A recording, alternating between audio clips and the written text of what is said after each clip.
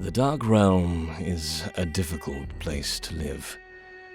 Plants grow weakly and twisted in the lack of sunlight. Mercenary work and banditry are rife, as it pays more than basic farming or hunting.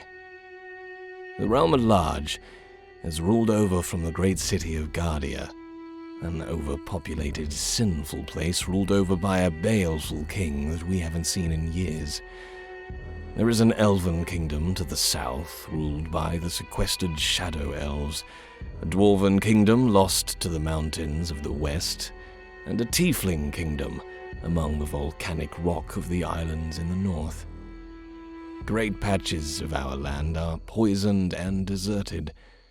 There are tribal villages, beasts, goblins, and orc warbands, of course, but we're trapped here. The mists are a mystery. Most who enter them never return. Those that do are changed in such a way that they are unrecognizable or utterly insane. Nothing comes out of the mist, but it surrounds us, calls out, poisons, frightens. Couple that with the almost endless darkness, and the Dark Realm is a very difficult place to live.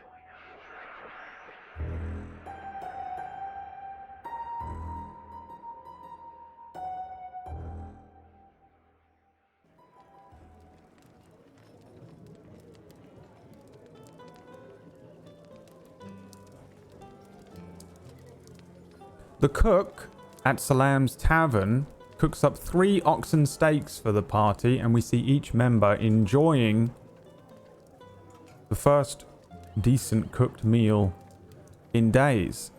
Merlin probably gnaws at a discarded ram's bone under the table, and you guys as a party will probably be able to relax somewhat for the first time in a few days as well.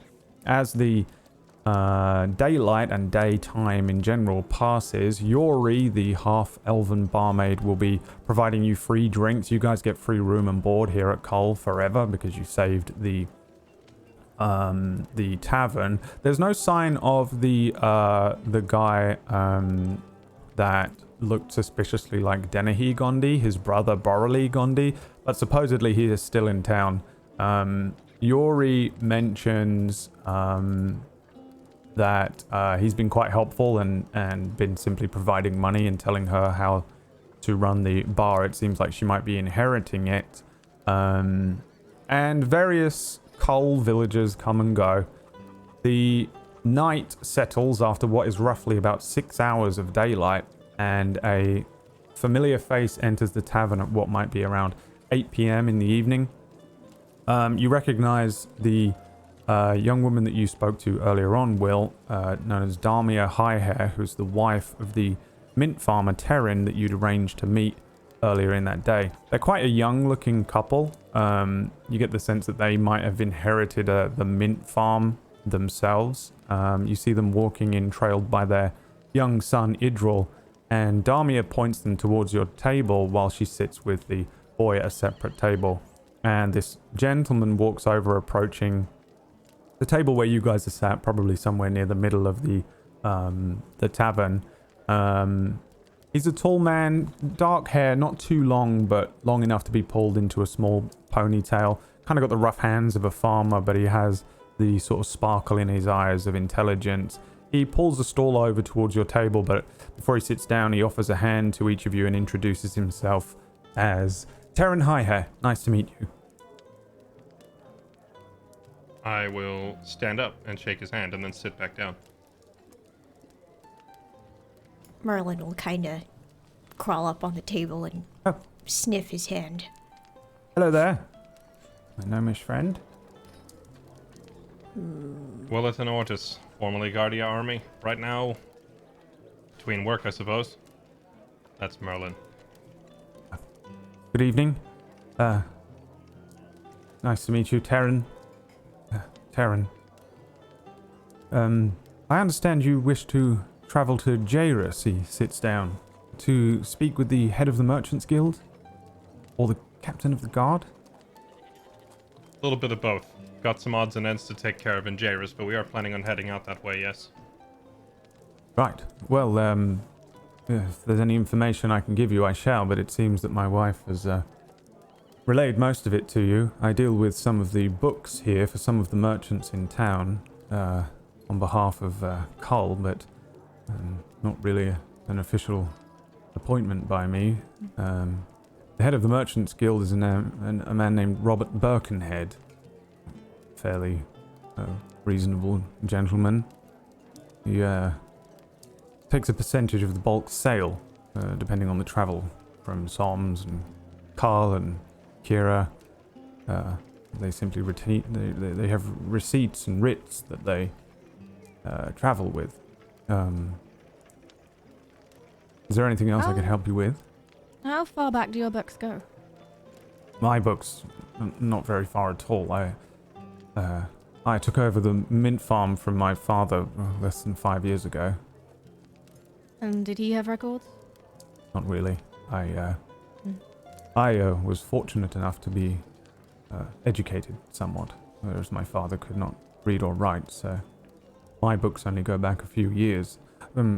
Robert, I believe his family has owned the Merchants Guild for forever, as far as I'm aware. I'm sure he's got books that date back much further. How far back are you considering? Possibly quite some time ago. How, this Robert, is he amenable? Is he going to take some convincing to talk to you? Oh, I can't imagine so, no. He's a businessman through and through, a studious man, quite a little reclusive. But I'm sure you could arrange for a meeting with him. Yep. Does the name Dorston ring a bell? Dorston, no, I don't think so. Marshal Edmund Dorston? Marshal. From here or from Jairus? From Jairus. I'm not sure how long it's been since they've had a marshal. I've only been to Jairus 2 or 3 times. As far as I'm aware, always been the same captain of the guard. My most recent journey, I actually spoke to him. His name's Gammond, Goliath. Right. I've heard. Big fellow, apparently. Yes, very friendly. Frankly, frightening to look at first. But gentle giant, I'd say. Gotcha. Right. Yeah, well that's about the size of it. We're gonna head out there. When we were in town buying the lovely steaks you see in front of us, the local butcher kind of cautioned us against staying in a camp outside town or wandering out too far. Said likelihood of us getting jumped was pretty high. If you're still having bandit troubles, how exactly are your caravans getting to and from Jairus without getting harassed? Well, most of the caravans pay off the bandits, from what I understand. They have a bag of coin, but if they can hire mercenary groups, he kind of looks you over, sort of with the idea that he thinks that might be what you are. For less coin than they have to pay the bandits, then they tend to do that. Some of them are old guards like yourself and can handle themselves. Well, it just so happens there is a merchant in town. You're looking to hire cartsmen, which is not the same thing. He wants somebody to follow his cart along in a second wagon along the road, but I'm sure he'd willingly pay for the service of protection as well. We get to... the people hired to do that would get to drive the cart? Yes, sometimes there are convoys. They move in groups, the merchants together. In this case, I believe that there was some trouble at Som's Point, and so a lot of the merchants have got more merchandise to move due to the dispersal of merchants.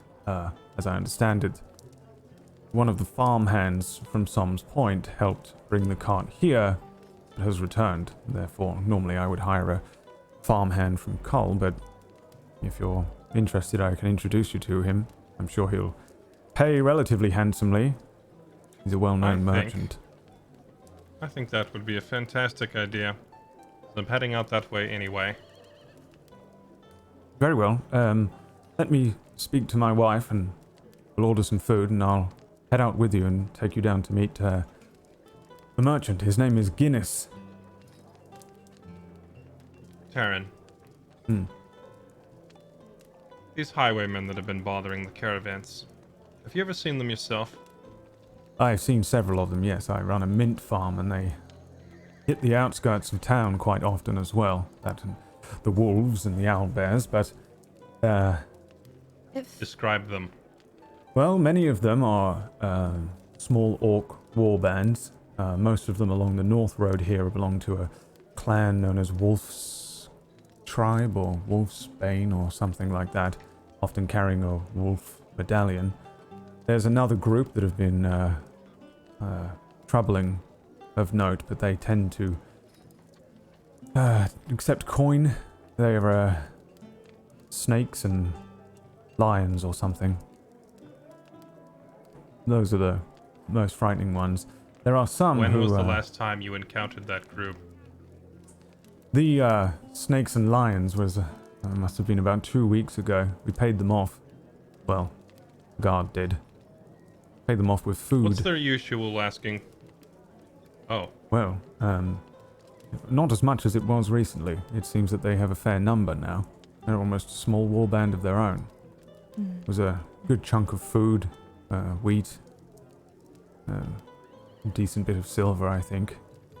Can't say I know exactly. sounds like you're having to pay them an awful lot. How are you even still turning a profit?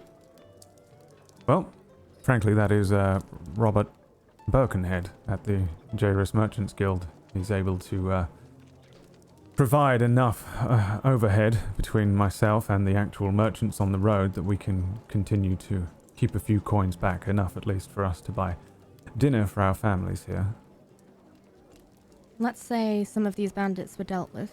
Do you anticipate that would cause problems for you in the future? Retaliation or anything? Well, I suppose that depends on who does it. If it were myself, I would assume that they would come to my homestead and burn it to the ground, yes. But if it were, I don't know, the Guardian Army, though they haven't done much, then what could they do? Not really one to deal with them, though, for the most part. The guardsmen seem to pay them off. Keeps their jobs a little easier. So perhaps it would be best to look like we aren't affiliated with merchants. And we could maybe deal with them. Well, yes. As I said, though, they really do number in a... There's, from what we understand, 30 to 50 of them. And that was 2 weeks ago. Right. Still only 4 of you. I don't want you going and getting your heads lobbed off for a few coins against a greater foe. I don't know if you'd heard of Som's Point, but I believe it may have been the same bandit crew that hit it. I'd imagine perhaps they didn't pay their dues. Have you heard any news from Gefreda? Gefreda, no. Do you suspect that they would hit such a large city? Well, if they haven't been seen since Som's Point, they must be somewhere. Very big difference between Som's Point and Gefreda, though. I feel like a frontal assault on Gefreda would be suicide for anything except a large and organized mercenary crew. I was thinking the ships. Right. As was I. They could do hit-and-run tactics at the port, but the city itself is not a chance. Or more that the ships would have been sighted and we might know where they are right now. But I suppose we don't know. So there's no point taking the risk. Might I ask, for my own safety and that of my family. I understand you are friendlies of Col, and I thank you again for helping my son and the people, but are you in any way affiliated with these bandits? Should we be worried of a similar situation to Som's Point? That's the No. last thing you need to worry about. Right. Well, that's good to know, I suppose. Let me, I don't even think we look like a band of bandits. Oh, no, you don't. You look, to me, you look like wearied travelers. I think we look pretty. I think we look Tough? good. Yeah, Yeah, we look we- good, tough, We look tough, intimidating, fearsome fierce. foes. Yes, quite. He looks you up and down. You've probably got ribs and your leather is ripped and your clothes are dirty and covered in blood and bits of fire and God knows what you picked up in the mist. Water, booze spilled everywhere. And he says... Yeah, that's sorry. That was me. He says, I just have to tend to my family. If you give me 5 minutes, I'll return and we'll head out for the merchant. Speak with him before he hires someone By else. all means. Yes. Good Thank luck to you. me. 5 minutes. I think we look good. I think we look great. I'm sure we don't look terrible. I think we look, more formidable. You know what will really help? Aside from a good night's sleep, these, and I'm gonna put a pair of shoes on the table in front of fire. It should be your size. Oh, what a surprise! Is it your birthday, Fire? No. Happy birthday? Happy Question mark? birthday! Happy birthday. You didn't tell us. Yep, it is my birthday. Now, thank you so much. I will give these back to you then. I take off the floppy. There's no No? need to return those. In fact, there's a waste bin over there by the door. That would be an ideal spot for those. Maybe They're keep in them your for the next time. Do size. you want to jump in some acid? Just in case? Yeah, The inclination has never struck me to jump in acid. Well, it's my you're thing not now. fire. It's kind of my thing. So, old acid feet, sizzle toes, they call me. So, Sizzle toes. A name that will strike fear into our foes. Sizzletoes approaches. yep. I'm gonna Definitely just put intimidating. these on. These are my style too. Thank you. They match my outfit pretty well. Surprised you've got an eye for So fashion.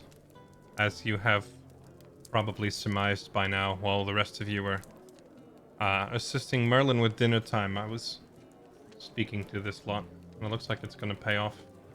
We can pick up mercenary work on the way out west, I'm make money for our concerned. troubles during the round trip. I don't want to cause them more trouble.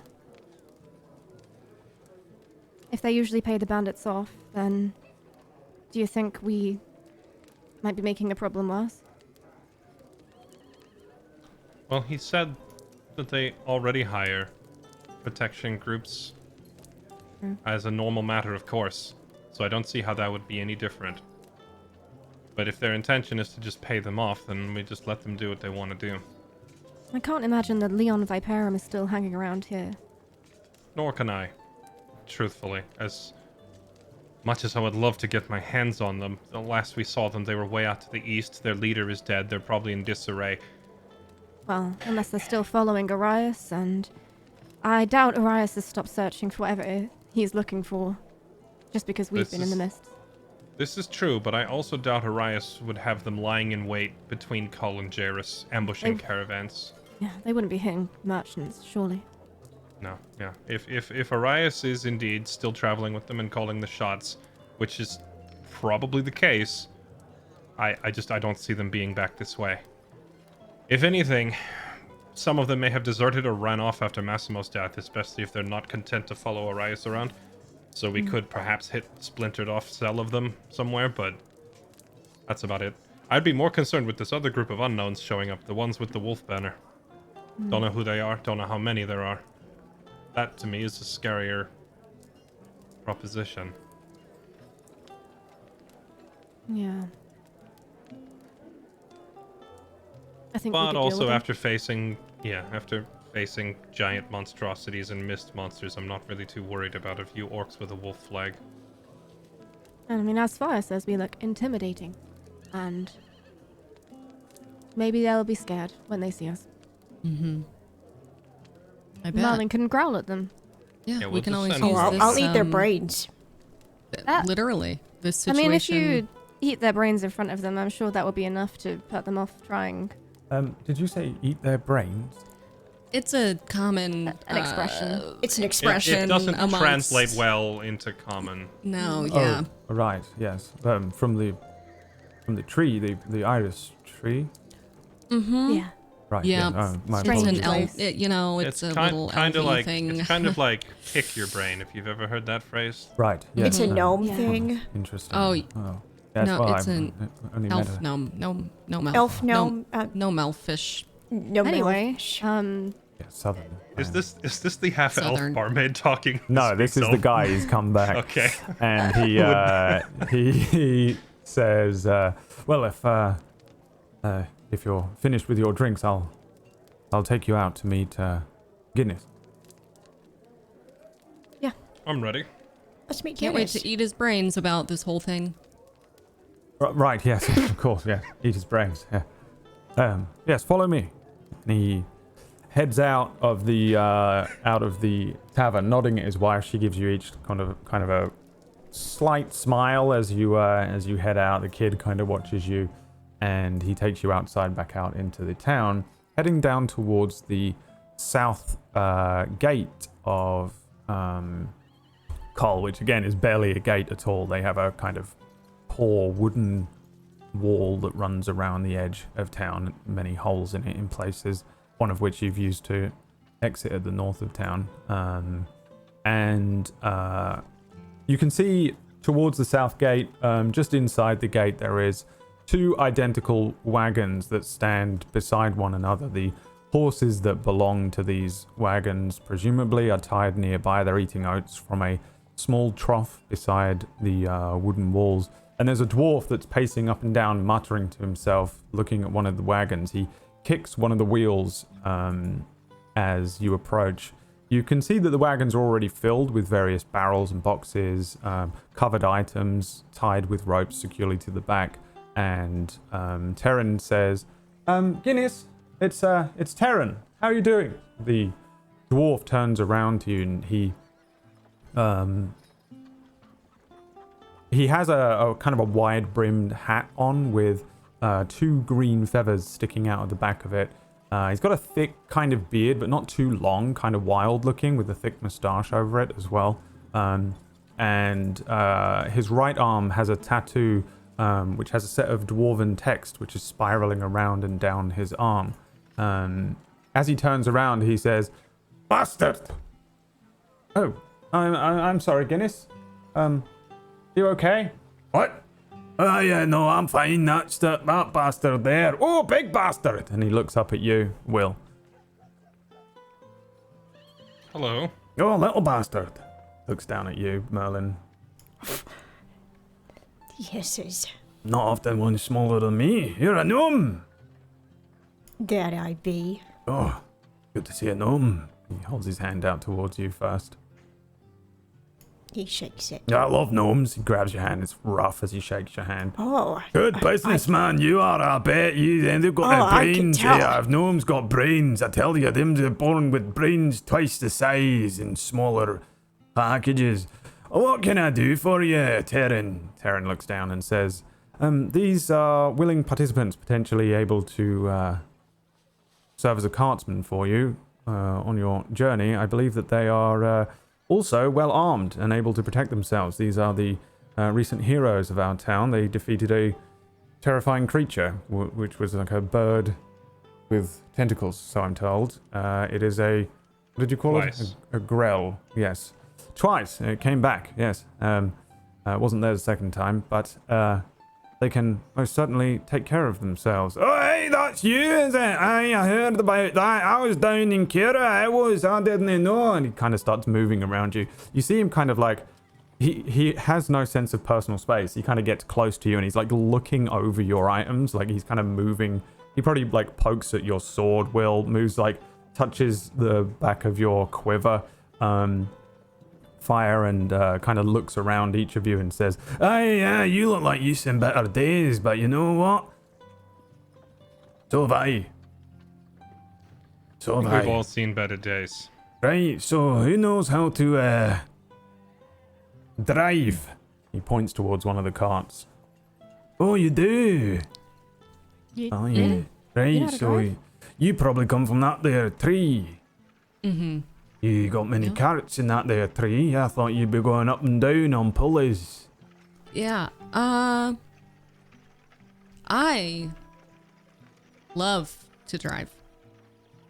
"Right, good enough for me. All right, Terran, thank you very much. Hey, I remember what I said. You get a good deal. Okay, this time. Look at all that, eh?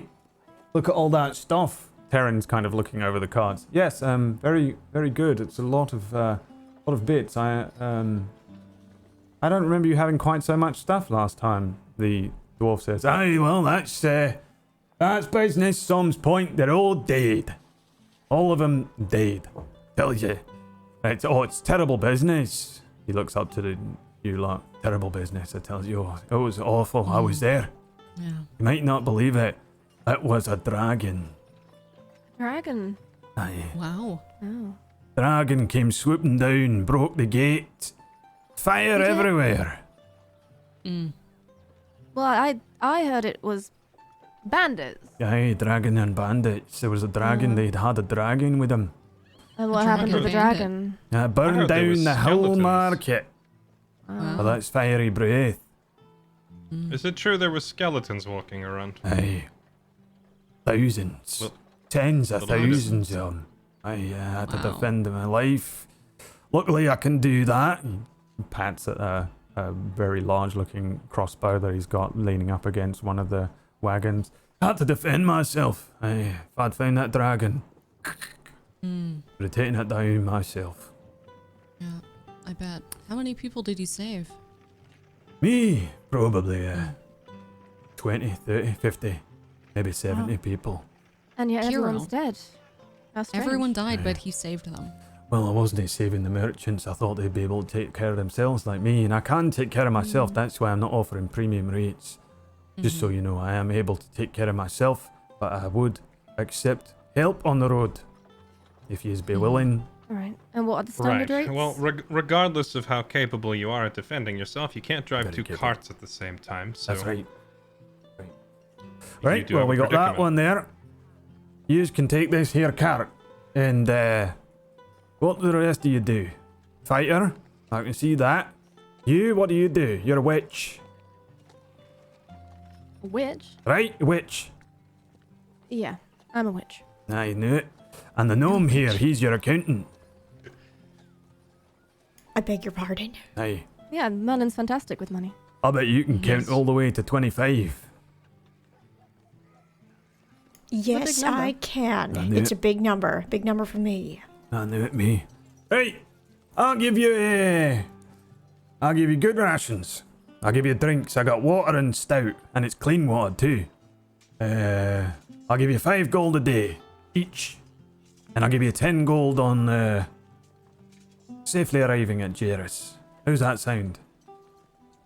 I'm How on a does that sound, special. Brad? It's actually really good. 5 gold a day is a lot. You recall, you guys, the gold is kind of hard to come by, so it's actually an extremely good rate, which might be concerning to you, Yeah. but it is a decent rate. As he he folds his arms and looks over to you. It's too good to be true. What happens if, one of us happens to go on a special diet? I prefer things maybe perhaps a little bit more on the raw side. Oh, right. Aye, Extra gnomes. fresh. Aye, I knew that about gnomes. Aye, yous don't cook. Right. No, we Right. don't. Never let a Flesh. gnome cook for you. It's terrible. Well, he moves over to the second cart and says, "Look under here, then." And he pulls back one of the tarps, brings down a box, unlatches it, and lifts it up. And inside, you can see there's lots of the meats. Probably a bunch of them were some of the meats that were on the table that were there earlier on. He says, "That's ox meat, lamb, and pork. Can you eat that?" Quite the. Oh yes, it's quite the variety. Right. Good to know. If we see something on the road, I'll, well, you can shoot it, or you can eat it, you know? Sometimes we get little squirrels and stuff dead on the side of the road. I'll pick them up, skin them up, eat them up. Right. We'll worry about his dietary habits. Don't you sweat about that. And I'm just gonna look at Merlin and try to give him a glance that says drop it. He just wiggles his brows at you. So when are you planning to leave? Well, based on the route I'm taking tomorrow, I'm gonna... I'm hoping for another 6 hours of daylight. We've had good daylight. Last week. Last 2.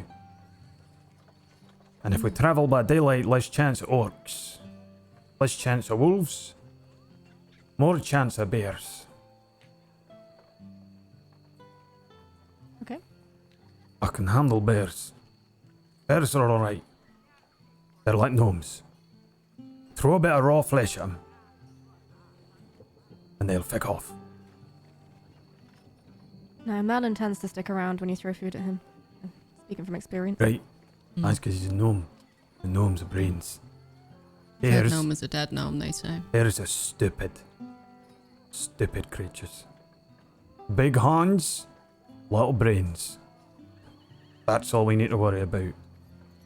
So, I'm thinking daylight. We head out. Alright then. So we'll meet you back here at sunrise.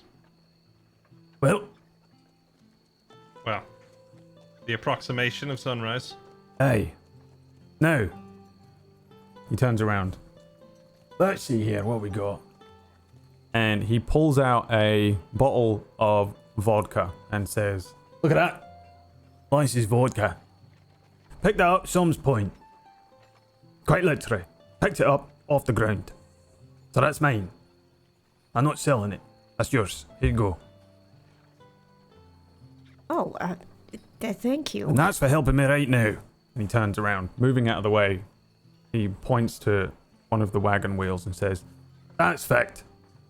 Do you mind helping me with it?" Can I do an insight check on this guy? Absolutely. I What are wanna you trying to know- work out? I want to know if he looks nervous or if he's just really chill, if this is just day to day, or if this is like a little bit weird for him. Give me He's that nervous, man. insight check. Oh, it's a 3. A 3. This man is the most sus man of all time. But you don't know why. You don't know what it is. He seems sus as fuck. And he walks over to one of the wagon wheels. You can see that the 2 of the spokes seem to have broken, like they might have hit a bump and snapped or slowly been splintering over the course of maybe his travel here today. He says, "Yeah, it's a bastard. I got a new one." And he points to the back of the wagon where you can see one is attached. He says, "But it's a 4-man job." Is it? Are you asking if it is a 4-man job? Yeah. Absolutely, yes. It's changing a wagon wheel on a cart. Okay. Bottle of vodka. You help me. Yous go drink it. I see you in the morning. Right. Come on now. I'm just gonna kind of raise an eyebrow at Fix. Like, what are you getting at? The wagon wheel. Come on. I'll walk over there and help him lift it up. So, it will take 4 people to properly fix this. 2 people have to lift the wagon. You people have to be strong. Someone has to fit the wheel, which actually requires you to be quite intelligent, and 1 person needs to help align it, which is somebody who needs to be dexterous. Who wants to do what? I'll help align it. Gee, I wonder. this was stolen from online, and I got it and was like, that's fun, and then looked at it and went, oh, I wonder who's gonna do what. One of you isn't that strong though, so who would like to be the two to lift it? Well, I figure I'm probably a shoe-in to be one of them, so who gets to draw the short straw here and try to help me lift this heavy thing? I suppose I'll glance at Merlin and then nervously Do I look like I can do it? It's as big as me. I am not strong. I can try. Does Merlin know Mage Hand? I'm trying to remember if I've... Oh, yeah. I do. Mage Hand can only pick up like a bag of sugar though. Yeah, but he's also got like telekinetic stuff, right? I don't know if he can use that. I mean, Merlin, I just push it. I think use you your can head. like I don't know. shove it. It's like a buffet of force rather than a delicate lifting and holding in place, like the true telekinesis spell. I'm sorry. I already come know what give my me- duty is. It's to make it fit. I will make it fit. You might be Thanks, one of the stronger ones, to be honest, Merlin, because Really? Oh, I don't know. I'm going to check and we're going to look. Merlin has a +1 to strength. Fix has Oh, a wow. -2. And I wouldn't I didn't normally realize. I wouldn't normally tell you this, but I think you guys have been traveling together long enough that you'd have an idea of how strong each of you is. You might have seen each other do things. Fire has a Didn't +1. realize Merlin was jacked. Well, I think he got a little stronger when he became a zombie. That's what happened. I think he actually got a little dumber and a little stronger. See, the problem is if we have him do the lifting, that leaves, I don't know. Is Vic's intelligent? I don't know what everyone yes, she else's is. scores are. Excuse you. How dare you? How dare All right. you? Okay. Moderately. Well, I'm just gonna turn to Merlin and say, "Come over here and give me moral support at least, then." And I'm gonna start Yeah, trying to lift the thing. I'll help you. Then Will is also gonna look completely smug for a second and be like, "Probably don't need the help anyway. You know, I'm kind of a beast." You want to try and Have to lift the it by thing. yourself. Yeah, he's gonna start lifting it as Merlin arrives. Give me an athletics check with disadvantage. Okay. This will go well. Maybe. Oh wait, it only rolled once. Hold on, that's a nice opening roll. Let's nice see if the second 25. one. Let's see if the second one screws me over. Hey, you Yeah, know, I am kind of a course. beast. I'm you kind know of a that beast. moment where Superman lifts a tractor with one arm or whatever? Like, Will kind of does that. Like, he goes over and lifts the wagon two-handed. It's not like you do this effortlessly like Superman does or anything, but you lift the whole wagon with stuff on it up enough for just one of the wheels to be accessed. And while he begins to sweat and his body strains, one of you can take the other wheel off. Oh, actually, that is what our Guinness is doing. The dwarf rushes forward and pulls the wagon wheel off, rolling it to one side. He quickly points to the other wagon wheel and says, "They go get that quick." Who wants to grab the wagon wheel off the back I'll of the do it. wagon? All right, Merlin heads over. A tiny little gnome with a massive wagon wheel comes walking over. Should be much heavier than you think, Merlin. Maybe you're a little stronger now for some reason. The smell of flesh in the air tonight as you begin to place the wagon wheel back onto the wagon. Give me an intelligence check, please. Wow. This is going to be the best wagon wheel fitting of all time. That is a natural 28. He does this as if almost like he has his eyes closed. Like it almost as if this is his job. This is like a Formula One pit driver, like pit crew change as he places this thing on. But it does need to be aligned, even though he's placed it on correctly. Whoever wants to do the aligning to ensure that it's on correctly, give me a dexterity check. Wow. You align the wheel perfectly, and I'm sure that won't go wrong later on. As the wheel is affixed, Will slowly lets the wagon back down. Ka-choom. And the dwarf says, "Hey, Good job, good job. You points to you, Fire. Come me. Come here. Okay. Points to the two horses. Points to the grey one standing next to a sandy-coloured horse. He says, Carlsberg, Stella. Carlsberg being the grey horse, Stella being the sandy-coloured horse. Which one? Well, based on my experience with these creatures, I will choose Stella because I like the name. All right. Go and say hello. Okay. I'll go hesitantly, but trying to appear confident. I'll walk up. Give me an animal Try handling to- check. Yes. Oh no. So bad. Okay. Yeah, you head over to Stella. What do you do? Whatever you do, Stella will respond positively to it. So, what is this meeting like? I slowly bring my hand out and pat her neck. And just try to pat her neck and her mane a little bit. And I'm just faking confidence. After a moment, Guinness says, "Hey, she likes you. Hey, she kicked the last farmhand across the farm." They're fine, right? Aye, they're fine. Right, so you'll take Stella with this cart tomorrow morning, okay? You follow me. I got an eye for the road, so I'll go first. And Gnome, you're riding with Yes. me. Oh. Aye. Oh, I want to pick your brains. Oh, okay. Yeah, sure. that's not I'll the ride same. with you. All right, the three of you can go on the other cart. There's just enough room on the back for one of you. Two of you up front.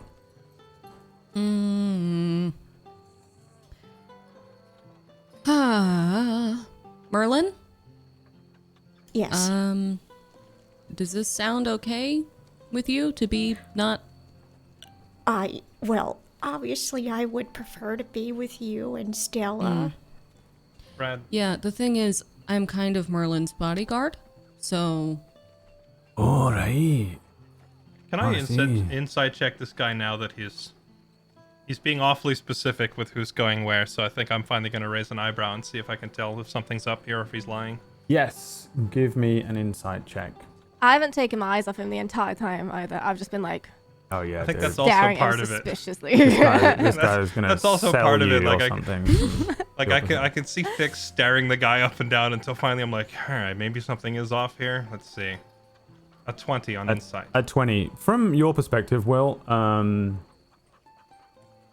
and you also have a lot of experience with merchants in general. While this guy wouldn't have traveled quite as far south for you to have ever interacted with him, for the most part, he just seems like a lot of the other merchants. They're generally quite confident because they spend all day on the road.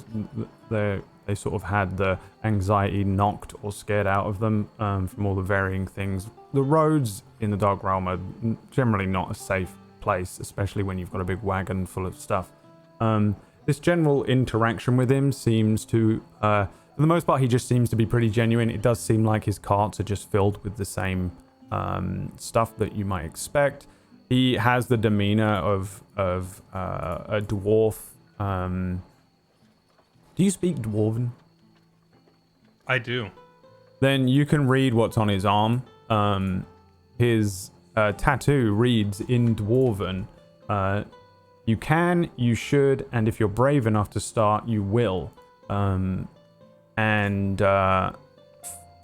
your perspective, he doesn't seem like he's up to anything or doing anything. The only thing I think that maybe stuck out to you is that like he seems to have procured some extra goods from the chaos at some point. The legality of which might be a little wobbly, but the legality of almost everything is a little wobbly anyway. He genuinely just seems to be very interested in Merlin because he's a gnome, but obviously doesn't know anything about gnomes. For the most part, for you, he seems very much to just be telling the truth and to be genuine. And offering you a decent deal on what is probably one of the largest loads of stuff he's had. So it probably seems to you like he actually genuinely is very happy to see that he has good protection for this one instead of having to head out with just some farmhand and maybe pay off any bandits or worry about any other assailants on the road. Do I recognize that slogan? Is that No. something? No, I don't think you recognize it as being a dwarven saying necessarily. You can read it clearly, and also I don't know if anybody else speaks dwarven, but yeah, it doesn't seem like a saying necessarily. It's probably something personal. But yeah, he seems pretty. He just seems to be interested in Merlin. You can probably sway him out of taking Merlin on the cart. Well, are you confident with cart? You know. Typically, I was marching beside it, so I haven't had a lot of practice in the driver's seat. But I can give it a shot. Yeah, I might ride with Merlin Oh, there's no and space. our friend. There's no space. 3 on the back cart, 1 on the front. I say no. Well, I say no. Right, Are you just saying that so Oh. you get more elbow room on your seat, sir? absolutely not. But I will not have you up front with me. What if Merlin sits on my lap?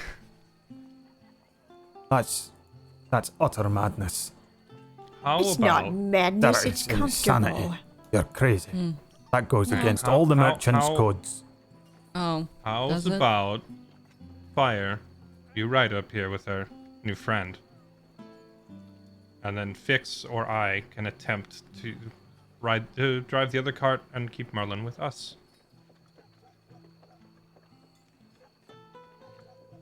Or I can Merlin? ride with him. Or that. Just no, if you don't mind.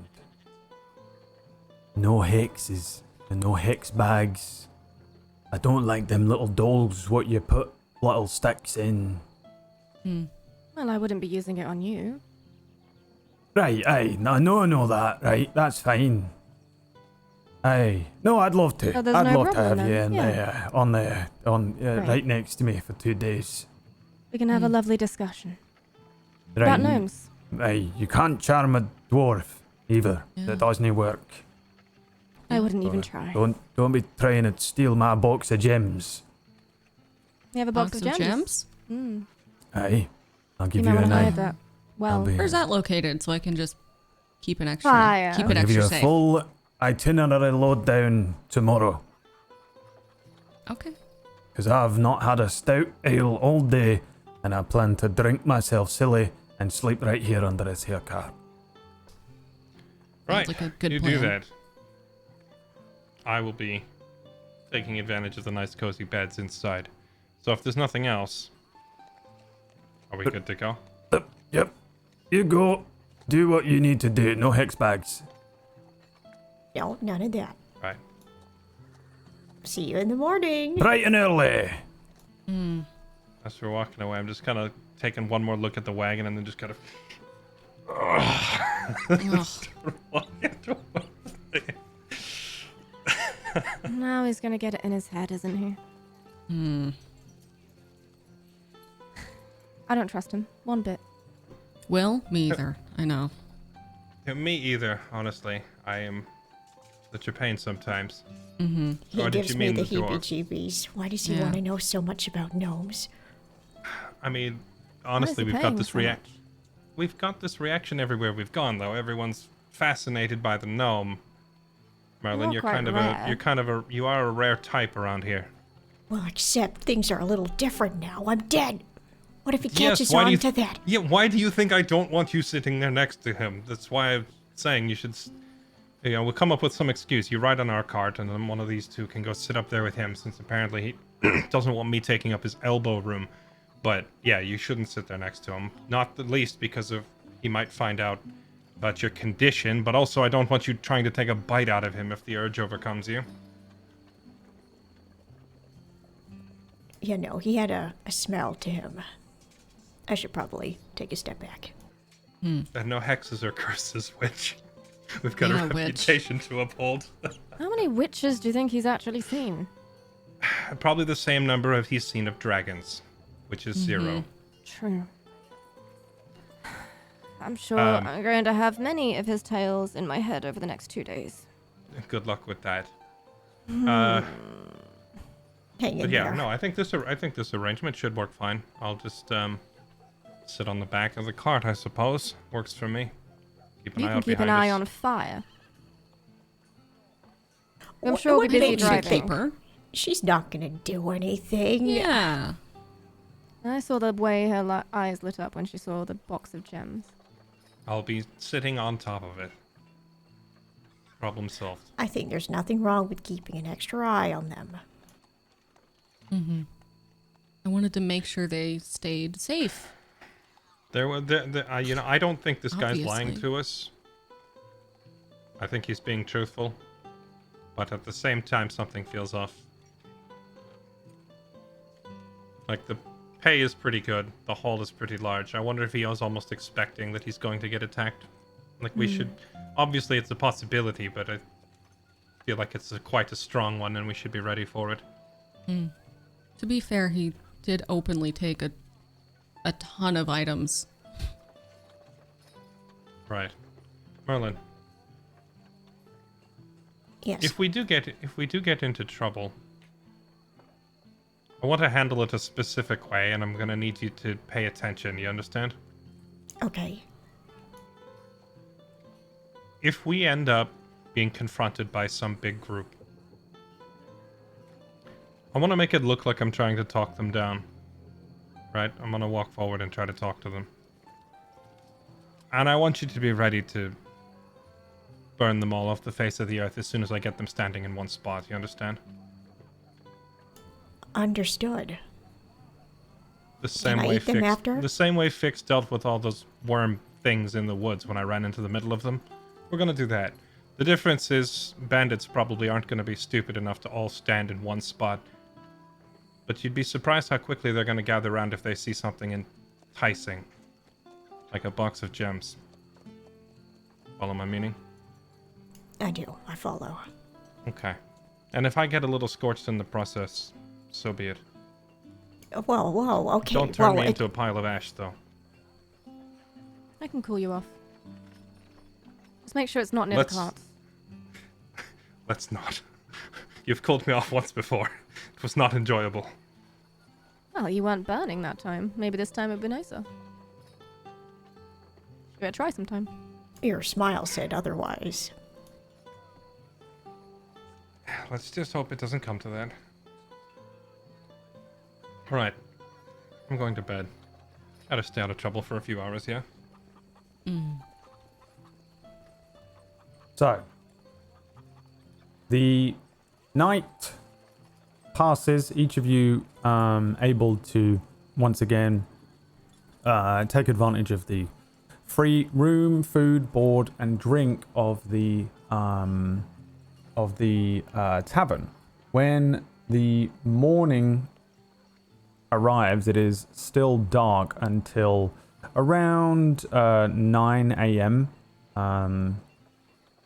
When the sun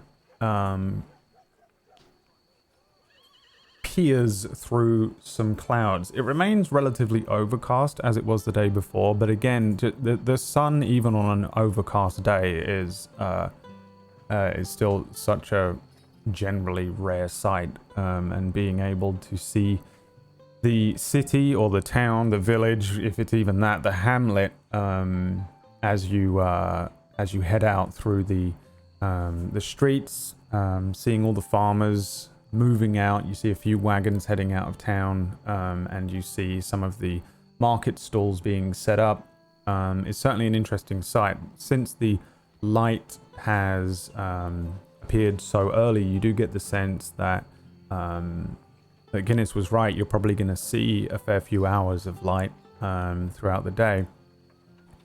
Each of you will be at full HP. You have all of your spells and your abilities back. You'll also get half of your hit die back for the full rest, which is all encompassing from pretty much since the last session, all the way through to now. And presuming you all head out after maybe a small breakfast and head down back towards where the carts are, you'll see once again that Guinness is there. This time, however, you'll see the horses are saddled, the carts are ready. There's only 2 or 3 more things that seem to have been added to the carts, but for the most part they seem to be fully packed and ready to go. The horses attached, and Guinness turns and says, "Oi, oi, right! Yous are looking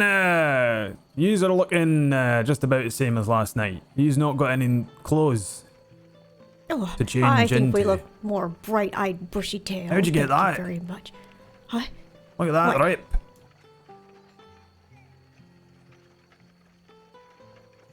And then look, you got like 3 chains missing from your chainmail. What if someone pokes an arrow through it?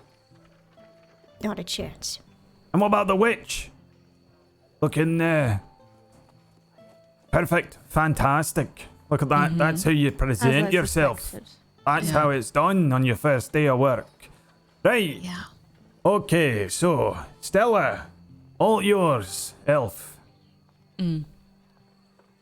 He watches you. Hello See what again, you do. Stella. Give me an animal handling check. You have advantage this time because you've already met Stella. Good morning. Wow. Stella kind of... Oh, somebody's gotten up on the wrong side of the stable. Yeah. Me too.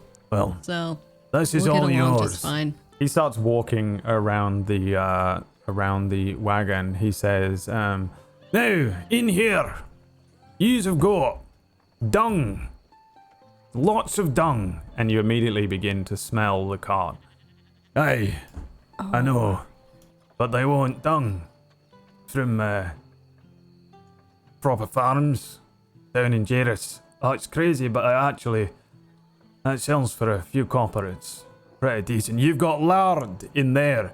That's squalid food. Don't eat it. Right? I don't know what they do with it. I reckon necromancy. I don't know what they do with that squalid food, but they buy it. Right? On the back here, you got hunting traps, and them's for big bastards like bears and werewolves. That's salt. In here, that's iron pots and pans. So you hear a rattling around, it's not swords. Okay? Had a man with me once, opened up a barrel in the middle of a fight, pulled out a pan, took an arrow to the fucking heart. You've got your own weapons, don't touch the pans. That's raw iron. There's buckets in there, shovels in there, hammers in there. That's torches if it gets dark, eh? He starts elbowing Will, dung dung dung against your armor. And here's chalk. That's a bunch of empty lanterns. That's rope, and that's unworked leather. Right? I know what's here. You should know what's in here, but I definitely know what's in here. And if there's one shovel missing at the other end, you don't get paid a copper piece. Alright? Sticky fingers.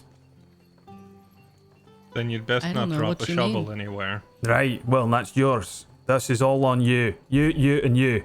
Points at the 3 of you that are going to be on this one. Now, on my cart, I got the food. Fish, mushrooms, rhubarb, onions, potatoes. I got stout. I got the mead. I got the rum. And I got milk. You like milk? Used to. What are you, a baby? I got seeds. Yep. I got the meats. And secretly, I got a box of geodes. And they cut them up and they turn them into gems. Right? No matter what. The only fucking thing that needs to make it to Jairus is that fucking box of geodes. Milk. Oh. What? No, it's the geodes. Yeah, That's what I worth meant. more than all this other shite put together. That's a special order. Okay. Alright, if that doesn't make it, we're fucked. And who is that for? just in case. That is on a need-to-know basis. Well, we need to know. I think we need right? to know. Why? The witch is asking, I think. I'll tell you when we get to the gates of Jairus. I'm not having you slit my throat. Halfway there and then showing up. Oh yeah, we lost him on the way. It was terrible. A fucking witch, I don't dragon slit bit him in throats. half. Yeah. That would be awful You know, to You think lie I'm about a dragon. stupid? I'm no. Yeah, Yeah. you can tell he's been doing this a while. Right. I've also got stashed underneath my sheet 500 gold pieces, 200 silver pieces, and 50 copper pieces. And I'm only telling you that in case the bastard in Leon Viperum hit us. Right? You see them bastards? You'll know them. They've got a little tattoo of a fucking lion and a snake. Do you know what a lion is? Yes. Yes. Right. You see them? They ask for money, and we's are not fighting them. Right? There's fucking loads of them. Fucking loads. I hear they got a fucking boat. We don't fight them. We see the heard they orcs, have a dragon. we kill them. We see the wolves, we kill them. We see bears, we kill them, right? We see the Muin tribe, we kill them. We see the core tribe, sometimes they're alright, but we kill them. Okay. Leon Viperum, fucking pay 'em. Bastards. Right. Is that clear? Clear. You pay them the entire 500 or just a piece of it? Fuck no, we don't pay him 500. We give him some food. Give him a bunch of fish. Give him some of that lamb. And we give him a few coin and we say, oh, I've only got 100 gold pieces. And they go, you more than 500 on that cart, haven't you? And you say, no, I've only got 150. Give him the 150. Give him a bit of lamb. Get him drunk on the vodka, on the rum. And then you whistle away, right? Nice and simple. You can talk them down. They're bastards, but they're not like them feckin' orcs. Right, okay, off we go. Okay. Hell, look, witch. This here's Carlsberg. Nice to meet you, Carlsberg. Aye. Give me an animal handling check as he drags you over towards this horse. 11. He kind of seems indifferent to you. But like, Guinness is staring at this animal's reaction as you get close to him. Right. Okay. Okay, you can sit up there. Look, you've got a cushion. Them's not. They not got a cushion. They got a hard thing for the arse. You've got a cushion, like a queen. They're like a Very queen much witch. appreciated. What's your name, witch? Fix. Fix. We're gonna have a lovely journey together for the next 2 days. Alright, Aren't we? yeah, no problem. What's your dad's name? Wrench. Yes. How did you know? Right. Okay. Hefts himself up onto the first cart and does a Give, like, few last desperate little. glance back to the other three, like. He does a few last minute checks and then looks back to you, Fire, and says, "You ready?" Mm-hmm. All right. Yeah, and all that. Just follow me. Do you know the Yep. way to Jairus? Uh-huh. Right. There's basically one road. The North Merchants Road. You follow that. If you go too far north, you're in the mist and you're fucked. Go too far south, you're probably in the wildlands and the tribes are gonna get you. Follow the road, going west. All right. He hits the reins on the horse Carlsberg and begins to head out of town. And we are gonna do 2 rolls as you guys head on out on your journeys. In fact, everyone give me perception checks. I think that's gonna be the first thing we'll do. Oh, that's the tavern. You're not in the tavern. You are far from the tavern. Can we go back? Nope. Too late for you. Okay, perception checks. You can do one for Vita, and also you have a very friendly young Guinness with you as well. Guinness has joined the party. Let's see here. Wow, a 9 from Guinness, a 15 from Vita, a 19 from Will, and 14 from Fix, 4 from Merlin, and a 20 from Fire. Fire, give me an investigation check as well. 18. 18. One of the wheels on your cart is wrong. It's probably the one that you fitted last night, but it's holding up now. All it's doing is causing you to have to put a little more effort into making sure that the horse is on track. This cart is kind of pulling awkwardly to one side at times. Give me an animal handling check. 10 just about makes it. Yeah, you're having no direct problems right now, but when you stop eventually, you're probably going to want to realign that wheel. It's making it more difficult for you. Essentially, the DC is going up on your animal handling checks with Stella at the moment because of it. Let's see, who else did we have? Who's on your cart? Will, and that's it. After about Isn't 2 Merlin hours. with us too? Yeah. Merlin I'm as well, yes. What is Merlin's number, though? He got 4, so he's... Yeah. I don't know what he's doing. Probably. So Merlin's sitting on my lap. It's Fire on the front with Merlin either on your lap or next to you, and Will sitting on the back of the cart. It's a closed there's back room- cart, but you got room. If there's to make. room up front, then I'll sit next to her. Like if she's keeping Merlin on her lap, then there's probably room. But Yep. if they're sitting side by side and taking up all the space, then I'll just circle around and sit in the back.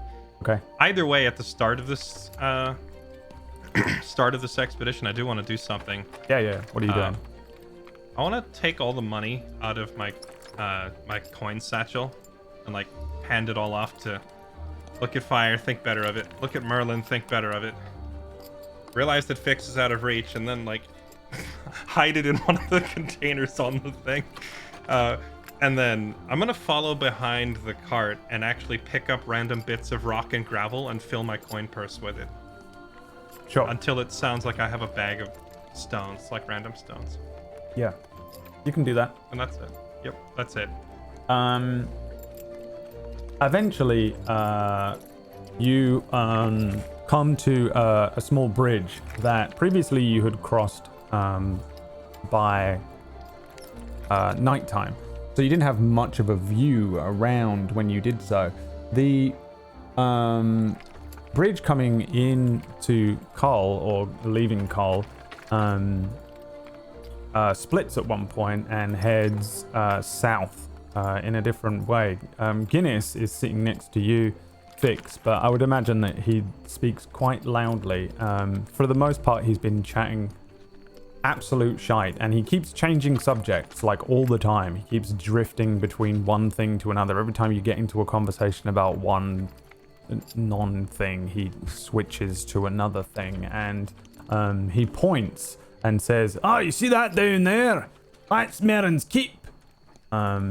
He points to a kind of a very, very small looking structure that kind of looks like a tiny castle. I can give you an handout version of it for now so you can see what it looks like, because young Brian Marshall did draw it for me. You can see atop, this is quite far in the distance for you. There's a small castle sitting with a windmill turning and a small waterfall running nearby. He says, "Them's bastards have abandoned it, I reckon. Haven't seen nobody come out for weeks." What do I know about Marin's Cube already? Give me a history check with disadvantage because you are not from here. 12. Not much. It is a keep that, in fact, Will, you want to give me a history check as well? with advantage? Sure. Because you're a military man? I think you already recapped it for me earlier, but I can't remember. Yep. A 15. 15. You have advantage, but I mean 15's enough to pass the mark anyway. Marin's Keep is the military structure that was a little castle that was placed here with the intent for Guardia to have a military presence in the north. It is absolutely like not the ultimate military keep whatsoever. Will, you would know this. This thing it was originally supposed to provide the north with some level of defense against all of the tribes and the orcs and the raiders that are that will hit the towns and the farms nearby. But for the most part, has only ever stationed a few people there. It's more of a it's almost abandoned at this point. The fact that Marin's Keep is only a couple of days from Som's Point, and yet Som's Point was still completely hit with very little of a response, at least from what you can tell, is pretty much all you probably need to know about Marin's Keep. It's an almost abandoned mini castle. And I think you get the idea that Guinness is maybe right. That thing might not have anyone in it at all at this point. Guinness says, "Right, well, I'm not going down there, but that's nice looking by day, right? I went over there once." He says to you, Fix. Once? Aye. I wanted to see for myself. See what? Well, if there was anyone there. And was there? Aye. A poltergeist. Yeah. You know what that is? No, please do explain. It's a ghost. Ghost. Aye, but You saw a stronger. ghost? Aye. I thought ghosts were invisible. Well, maybe I mean to tieflings, but dwarves can see the ghosts. Oh. Quite a useful skill to have. Right. I reckon they left it because of that ghost. There's nobody there at all. I don't know. How long ago was this? What? And since you went? Oh, that was years ago. You see lights on in there sometimes. Yeah. Haven't seen any in 2 weeks. And poltergeists light lamps? Aye. Of course. Why couldn't he? Poltergeist is just a person. But a ghost, it's got hands. Oh. What can't they do? Talk. Yeah. Eat. Drink.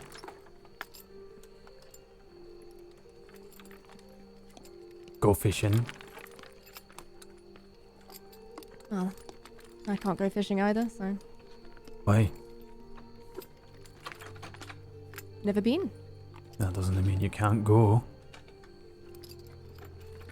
Probably more pressing issues to attend to. You can go in Jairus, actually. Place to fish in Jairus. Aye. There's a little lake. But it's close to where the immune tribe are. The immune tribe, you know, they sharpen their teeth. Like an animal. I didn't know that. Aye. And if they get you, they bite you. They'll eat your flesh. Like the undead. That's- Well, I mean, it could be worse, I suppose. Could it? Yeah, I mean, they could, I don't know, turn you into a horrible monstrosity and with no control over yourself. How did I do that? You tell me. You said you knew about necromancers. Aye, I do. And what do you know of necromancers? Well, they're bastards, a lot of them. A lot of them around? I don't know. If I met one, I'd give him the dry back of my hand. Teach him what for. Yeah, it's quite rude. Animating the dead and all that. Aye. You know what a zombie is, right? A person brought back? Aye, it's a From the person dead? whose soul got turned inside out. Inside out. Aye. You meet many zombies in your time? Have you ever been to Dandelo? No, No, me neither. but there are zombies there. I don't know. Are they? What do you know of Dandelion then? What's it like on the Tiefling Island? Apparently it's made of fire and boils the sea around it. Is that what they tell people? Aye, you lot don't get burned. Well, we do. It just hurts. Where'd you maybe a find the little bit gnome? less. Strangely, on the road. He kind of attached himself to us. Alright. Don't get any ideas. No. I don't need a gnome. I'd like one. I don't need one. They're not pets, you know. They're people. I don't know, he seems a lot like a pet. Turns around and he's sitting on Fire's lap. Like a lap dog. And she's stroking his hair. Good boy. He's letting out a purr. And you guys travel for some time here. Let me roll 2 dice for you. Did you remember to feed the Merlin? Will, give me an investigation check. Okay. Intelligence, my strong suit. Here we go. A 7. Oh, actually, you can give me survival. You forget that. Give me a survival if you want. Is that better for you? Marginally, yes. Survival. Hey, an 8. Marginally, an 8. There we go. You get to the point where there is a forest. After about like a fair few hours of travel here, the daylight is still pretty strong. You get the feeling that it's past midday, and there is a small forest that has been encroaching on the road for several hours as you guys have been moving along on these wagons, and you get the feeling that it's somewhere around here that you had that vision which showed you a sort of an ancient looking map where Nathan had entered into the mist and had tried to ensure that they keep the forest to one side of them. Around here on the, if I bring you over to the map as well, chat, somewhere around here is the is the feeling you get. I wonder if I can no snap this. You get the feeling that you're now approaching kind of the edge of that forest, and you can make a mental note of that, because I know that you were well, that you probably would. Maybe make some note of some landmarks and kind of where this forest begins to give way to what becomes kind of an open plains land ahead of you. From the most part of the morning's journey, it's been a straight shot down towards the river and then a straight shot up and past this forest, with it being relatively flat land. Ahead of you there is a huge set of rolling hills, and with the aid of the daylight you can see much further than you normally would be able to, and you can see that there's nothing but what is essentially plains lands and rolling hills. Guinness shouts out and says, "Hey, be careful with this here cart coming up now. The rest of the journey is a bastard. It's hills and rocks and bullshit, and behind every single one of them hills can be a thing that wants to kill us or take our stuff. Right?" Shouting back A dragon, to you. What? perhaps? Oh, A no. dragon? No. Dragons, they fly. They come from whatever's behind the clouds. What is behind the Okay. clouds? What is behind the You clouds? don't know? Ask the witch. Which? What's up there? All manner of monstrosities. Oh man, We that don't want to go up monster. there. Why? Is that where they come from? Yeah. They come straight down, and if you're not careful and if you're looking up, while they come down, they'll tear your face off. It's at that point while everyone is looking up that Oh, no. You- yeah. No, nothing. You beat me to the punch. I was gonna have Will lean over and say, "Remember, there was rumors of a wyvern in the area. I did wonder." Well, you'll be pleased to know it's not a wyvern. But in front of the cart that you are on, Fix, the horse Carlsberg rears back, doing the horse thing. Horses scare me, and I don't like to make the noises of them, and I apologize.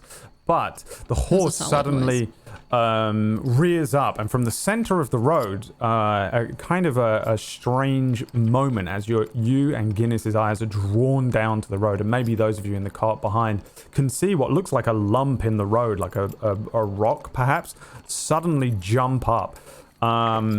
It is in fact an ogre, and it pulls a rope up, and a great rope net is pulled up and across the road between two kind of hill inclines. Nearby there is a kind of a ruin, like an old looking watchtower, and a few orcs pour out. One of the orcs is covered in plate armor. He points towards the carts with a javelin and shouts, Bigrubunta, nongent mosala. does anyone speak Orcish? No. Oh, I don't know. Nope. All right. Leave it as Guinness. So I'm going to bring you over to the plains here. I'm going to give you all. A initiative turn order, and I would like everyone to roll me some initiative, please. Thank you. And I'm going to roll for all the things on here. Now, the horses don't do anything unless you make them do something, okay? And if you fire in particular with the reins, make this horse and this carriage do anything in particular, let me know. There will probably be a check, and, you know, that's what it is. But for now, I'm not adding the horses to the initiative order, just so you know, because some people on YouTube are already angry with me. Let's go. Let me add the ogre. So, we have an ogre, an orog, and 1, 2, 3, 4, 5, 6, 7, 8 orcs on the menu today. And I will give each of those orcs a colorful thing. So that you can differentiate them, which I forgot to do, and always forget to do every single time. While this big orc is up, like yelling at us in whatever language he's yelling, Orcish. Or I would assume it to be Orcish, yeah. While he's yelling at us, I just want to look at Merlin, point right at that guy, and just say, Merlin. and point way back ahead down. of you, buddy. Oh, yeah. I know exactly what I'm going to do. All right. Now, the higher level that you people become, the longer it takes me to set up these encounters every time, and I apologize, but that's what it is. Cannot imagine how long it takes to run a level 20 session of D&D. But here we go. Orog, ogre, orc. Let's go. 4 for the Orog, which is kind of an orc leader. 4 for the orcs as well, and 17 on the ogre. And is everybody on there? Vita isn't. Vita is not, and Vita goes on your turn, or he has his own? No, as a zone, Oh, and Guinness as well. which Guinness is a 9. Guinness is also a fighter. Guinness immediately pulls out, like pretty quickly as well. Like you see him react instantly and unflinchingly, the same way that you guys might kind of experienced with a heavy crossbow. He shouts backwards and says, "Orcs, light them up!" And Vita got what? Sorry, 9. And so did Guinness. So let's see here. Who goes first? What is Vita's dex score? +1, 12. 12. Alright, well, we'll just have Vita go first.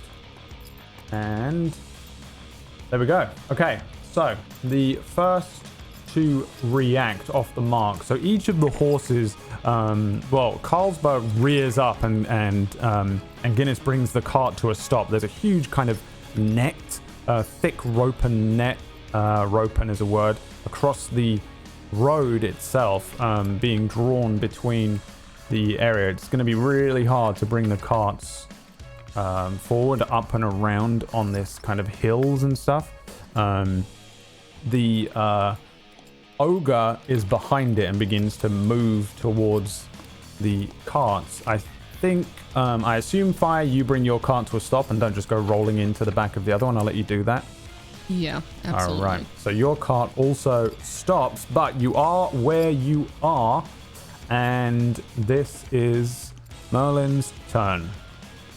Okay, alright, so, without saying, well, no, I do want him to say a little something. So, I'm gonna cast Fireball, and oh Jesus, as soon as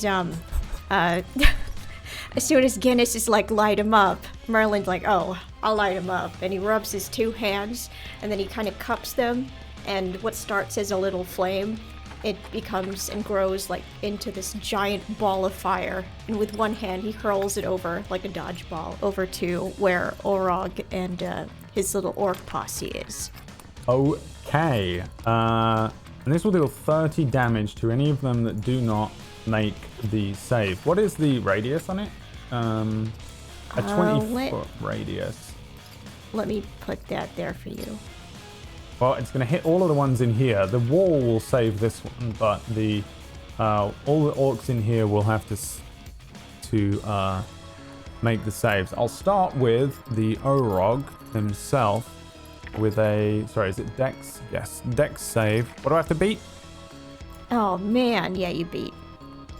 All right, a 20 beat. I mean, he still With takes that half 30. the damage. Oh, 20, sorry, yep. So he's still going to take 15 damage. So it's not the worst thing in the world as you set this thing off. The other orcs, I will go clockwise from the blue one. So this is orc 1, 2, and 3. Wow. 2 makes. What the heck? I think actually... No, it doesn't matter. They're all dead. They have 15 HP. So... What probably happens here is, like, as soon as this ogre pulls up, it probably just... And then there's like a explosion in this kind of old ruin of a tower nearby. This fire just engulfs everything. The bricks explode out. The orc that's standing outside ducks as a flaming brick lands behind him. 3 of these orcs are incinerated. Guinness turns back and goes, "Oh, fucking bastard! That was beautiful! Do it again!" And the Orog stands up from the fire with his plate. He rips bits of his plate off and hefts up a javelin with a few scorch marks on him. This particularly large-looking orc with a lot of armor on. However, 3 of these orcs are instantly destroyed. Anything else on your turn, Merlin? You wanna? No, that's it for me for now. Okay. Does Merlin even bother getting up from his seat? Or does he just stay on the wagon and he's just lob it up? still on Tosses top it. of Fire's lap. Yeah. The ogre can move here. Where are you, ogre? He's quick, so this is difficult terrain. So that's 20. You can get right up next to this horse. You see that the ogre actually runs past the horse, ignoring it, and then runs straight for the side of the cart. he puts one hand on the cart. The wagon bends down, Fix, as you're on it. Kind of you slide a little bit down, and the ogre brings up an enormous great club and swings it towards Guinness in the front seat there on a 13 against Guinness's 16. Guinness has a little shield that he pulls out. It's an old looking thing. He brings it forward. The ogre smacks the shield and Guinness goes over. It turns him over, the shield falling behind him, the ogre hitting this thing. Guinness falls over but doesn't take any damage as the ogre looks around. Doesn't have multi-attack, so the ogre is now just this enormous thing. This ogre is a huge, overweight-looking human with massive arms, thick trunk-like legs, an enormous belly, but the tiniest head. Have you ever seen the old Mario movie, the live-action one with the tiny head people? He looks like that. He looks to you, Fix, and goes. And I don't understand what you're saying. Fire's turn. I'm There just are going orcs that you can see, by the way, that are down here, moving out of the bushes. I'm gonna from the grab sound. Merlin, and just scoot him off my lap, a little bit shocked at the whole fireball situation that just happened. Yep. And I'm just gonna stand up and take a sharpshooter shot at the ogre. Okay. Oop. Oh. That is a 5. An enormous target, almost impossible to miss, and you fire an arrow while you're dealing with. Wow, what just happened? While you're dealing with Merlin, taking him off your lap and stuff. This arrow just launches into the rocks behind where the ogre is. I just you go, and I just sit back down. Okay. Brings us to Will's turn. All right. I will stand up.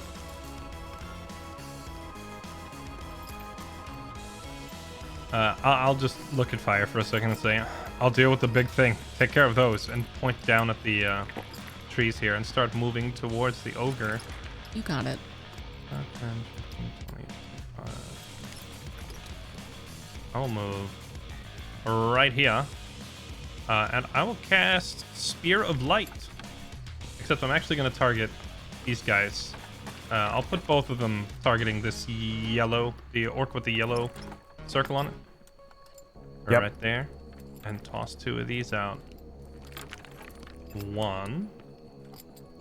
15 And 2. is a hit. A 15 and a 19 is 19. Both hit. Which are going to inflict 10 radiant total.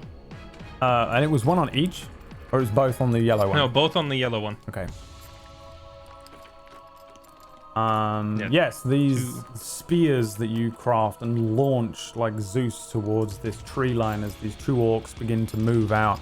One of them is struck by them. He is still standing, but he looks hurt. Is that the end of your turn?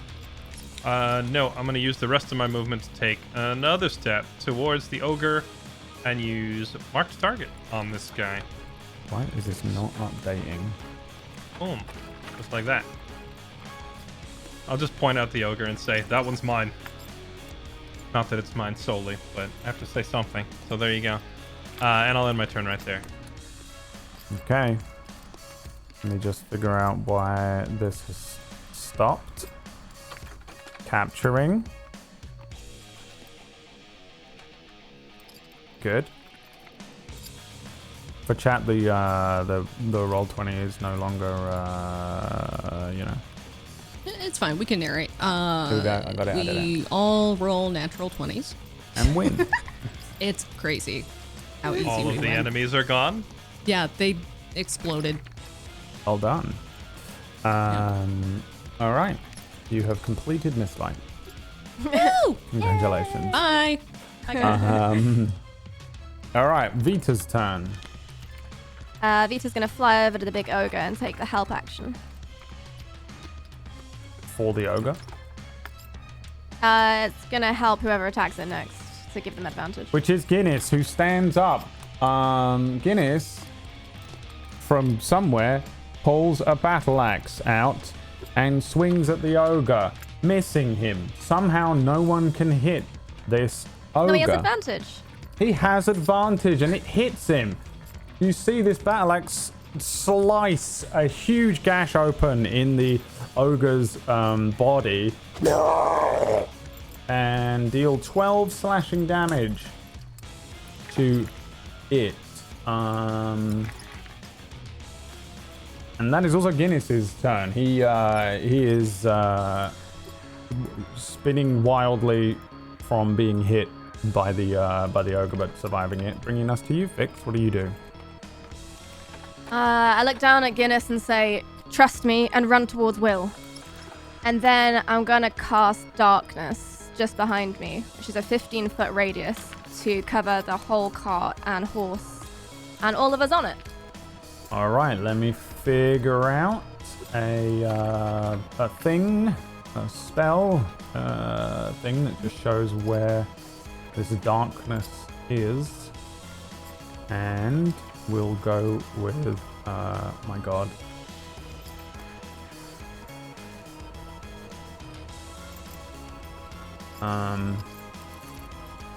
Anything within the radius of this circle. That's not there.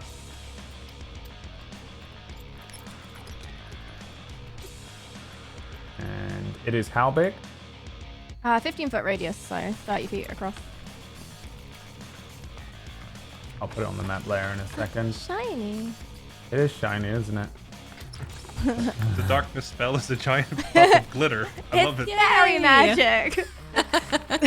Completely out of character. Fix produces a bottle, I don't know, a bag of glitter out of her. And you're casting it where? Like there? Yeah, so it covers the entirety of the cart. Like this? Yeah, there. All right. Then and you move I'm gonna somewhere. run. Yeah, I'm gonna move back to the edge of the cart here.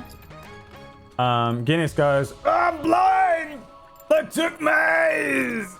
Go to Will! Who the fuck's Will? The big bastard! There is. Hey! Yeah. No hexing, witch! Okay, and that's the end of your turn? Yep. The Orog, covered in flames and embers and things, will move his movement out to there. Get out of the way of the burning wreckage that is that thing. And he is going to yeet some javelins. So this all suddenly becomes darkness, doesn't it? So let's see how far he's going to have to yeet these. What is this range? What is the range on a javelin? Oh, 120 with disadvantage. 2 disadvantaged javelins coming in. One towards fire, one towards Merlin. A 9 fire. And an 11 on Merlin. These 2 javelins just land. One of them hits the cart, and one of them flies over you somewhere. You hear this orc shouting to some of the others and pointing down towards this kind of blob of magical darkness. But nobody speaks orcish, so you don't know what he's saying. The orcs will do their own set of yeets as they move up on their turns. What's there? Wait, where are we going from here to there? So these ones can actually get right to the edge. And then this guy is slightly elevated already. He's gonna yeet. So every orc here. No. 3 of these orcs are yeeting javelins into the darkness completely at random. So All right. we're going with Orog, Vita, Will, Fix, Guinness. Horses are magically immune right now. So 1, 2, 3, 4, 5, and this is going to be let's have This is the ogre rolling a d5. This is coming towards Vita with disadvantage. This javelin Look. here. A 7 Doesn't hit. launches into the darkness. You hear these javelins landing nearby. Roll me a d5, please. Fix.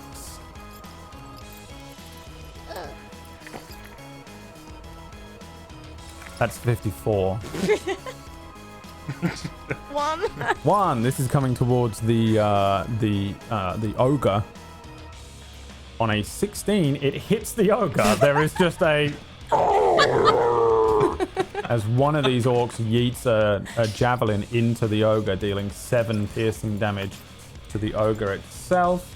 Will, roll me a d5 for the last of these 3 that's coming into the darkness in the attempt to hit the main. D54. And that's coming towards you, Will. That's me, is it not? Yeah. A 13, I'm guessing, Does sails not over your get head. Through that armor.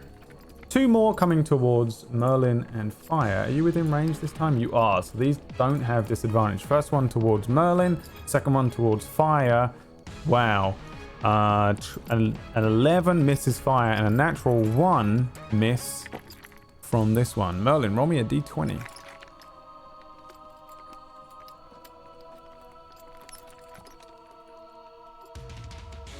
Oh, wait, okay, 8. 8. Wow, I clicked the wrong thing. An 8 on my critical fails is they slip and they have to make a dex save. On a failure, which that isn't, they would have fallen prone. So this one slips as he's running forward, but he doesn't fall prone. He manages to remain stable. I think that's all the orcs because you killed so many of them at the beginning, bringing us back around to Merlin's turn once again. Okay. Merlin is gonna cast Scorching Ray on the orcs closest to us and Orog. Okay, 1 each.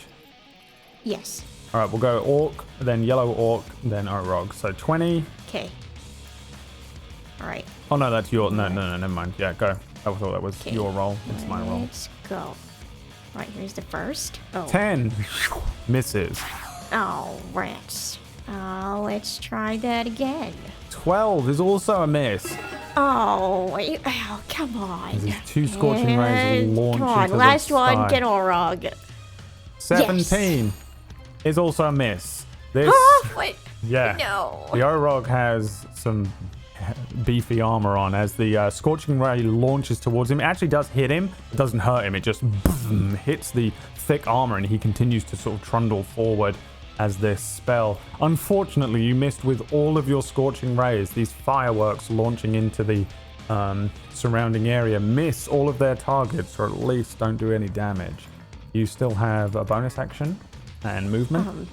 Yeah, no, as a bonus action, he's gonna just kind of curl up in a ball in embarrassment. Okay then. Ogre turn. Ogre, 1, 2, 3, 4. 4 being the cart. He's going to swing wildly at Vita with this enormous great club. On a 21. That'll hit. It deals 13 damage to Vita. Every time Vita levels up, they gain, what is it, a 4 HP? What do they get? 4. 4 HP. So, I mean, every time Fix levels up, Vita gains another 4 HP, by the way, chat, just because I don't think we've ever really discussed the mechanics of Vita. But I feel like familiars, I don't know, I'm a fan of leveling them up with you so that they continue to be viable things as opposed to just endlessly utility. So, Ogre Okay. hits Vita. There's some sparks, and Fix, you get a reverb of like an understanding that Vita was just hit by something but is okay. And the Ogre will stumble to here, but that's about it. Out of curiosity, can Vita see through magical darkness like the imp familiars can? I know it's a demon. Vita has blind sight, so doesn't need to rely on sight. So essentially, Oh. it can see through it, yeah. So if the ogre can't see him, it would have made that attack a disadvantage, would it not? Unless the ogre can also see him. No, you are dead right.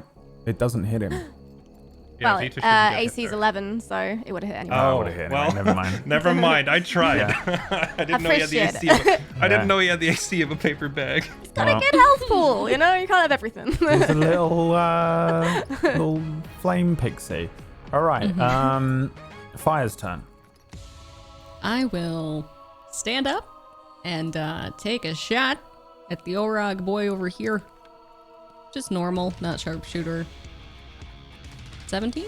A 17 is a hit. Oh wait, no, you're hitting the Orog, sorry. Yeah.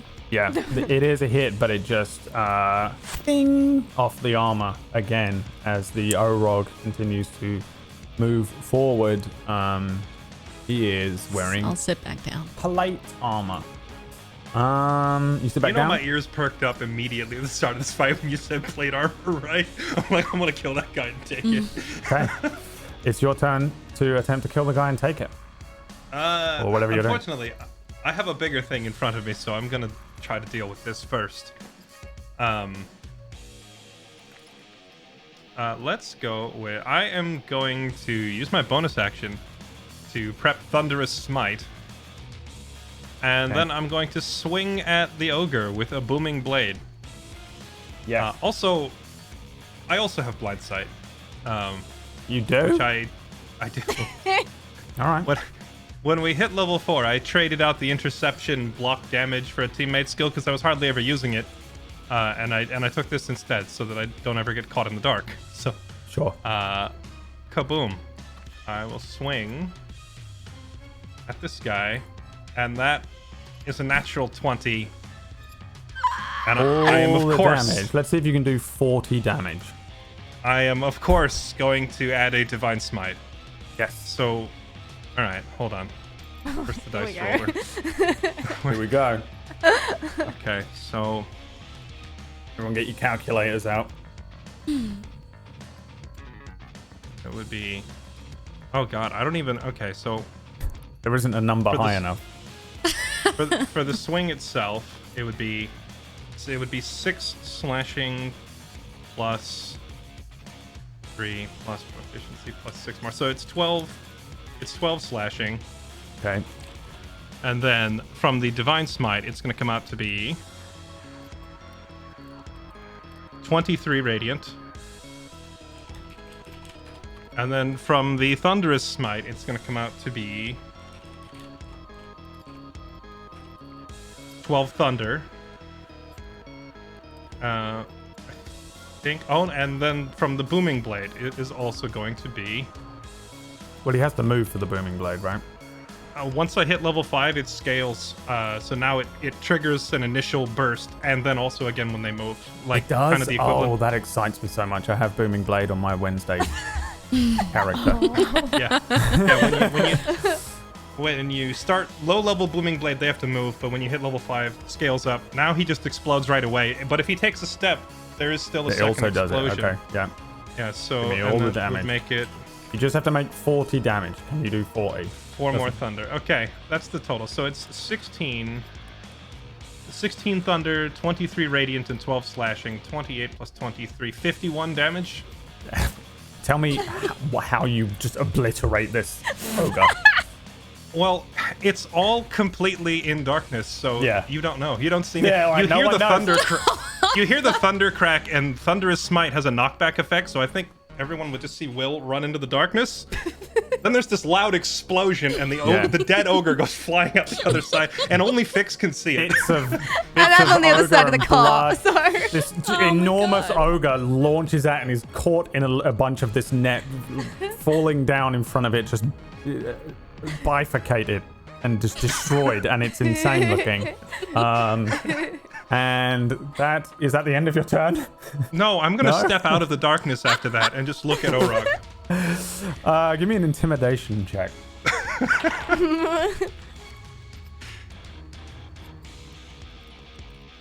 A 20 on the See if you can out-intimidate him. I'm just going to roll one back because it's one of his skills. A 7. He looks at the ogre and says, Mona! Mona Bear! Let me roll.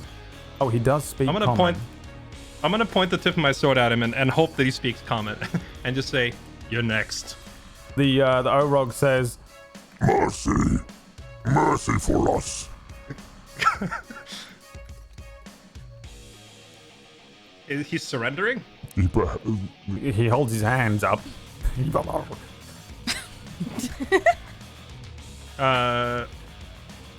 I'm gonna turn and shout at the other orcs then, because I don't know if they can all see the fact that Orog is surrendering, and just yell at them in common and say, "Look to your captain and surrender." You see the other Else orcs you end up like that, and I'll point at the ogre.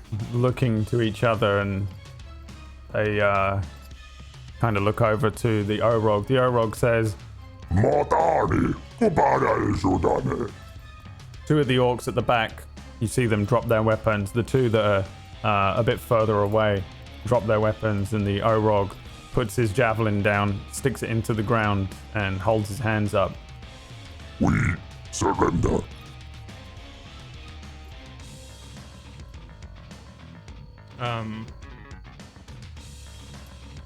Yeah, I'll just look to the others and say, "This is over. Stand down." Do you drop the darkness spell?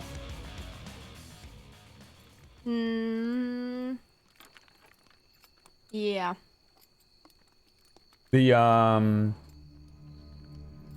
The combat is done. The Orog says, We leave you. You go on your way. We leave, and you leave these roads forever. Find somewhere else to prey on if that's what you have to do, but as a mark of your shame, you leave that armor. Yeah, it will be done. Please, your name. My name is Will. Don't ever let me catch you here again. the Orog takes off a medallion and hands it towards you in a huge fist. He's taller than you. He's like 8 foot. He's bigger than you too. I'm just gonna walk up to him like I own this space entirely. Will is not intimidated and take it. Yeah, it looks exactly like the Cloudy Wolf medallion. And he says, You now have Heart of Wolf.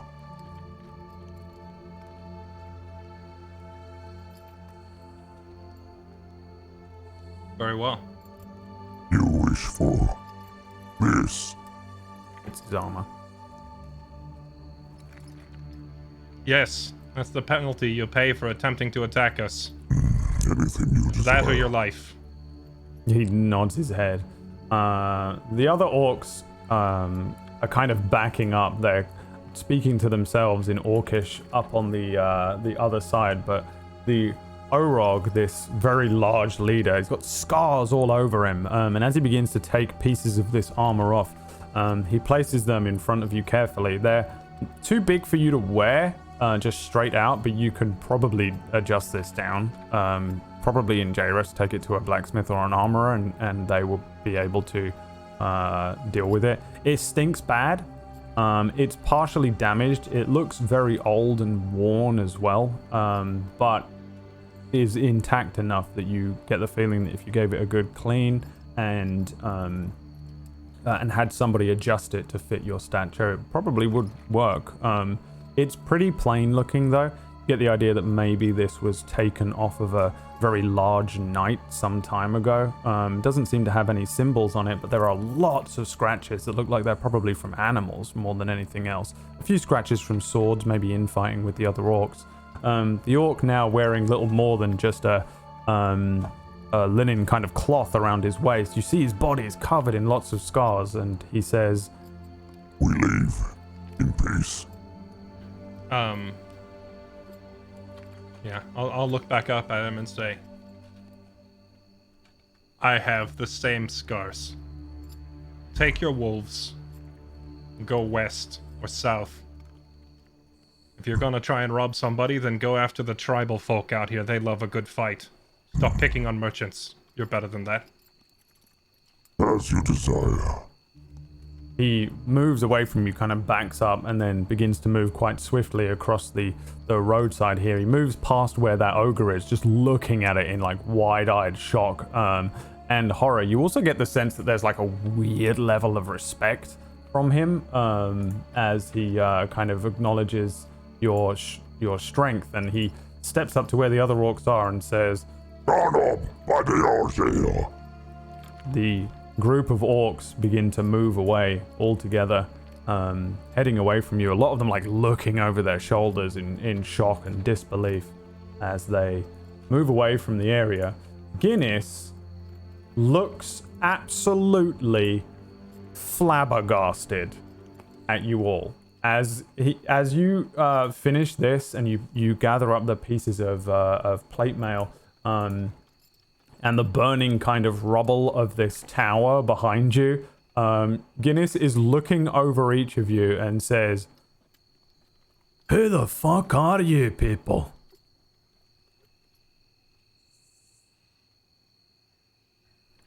People who've had to learn how to survive out here. I have had to learn how to survive out here, but you's just... He looks down towards the ogre. How did you do that? I've not seen anybody do something like that to an ogre in one strike. As I walk past with the armor, I'll just look at him and say, "I'm just Will." And walk past.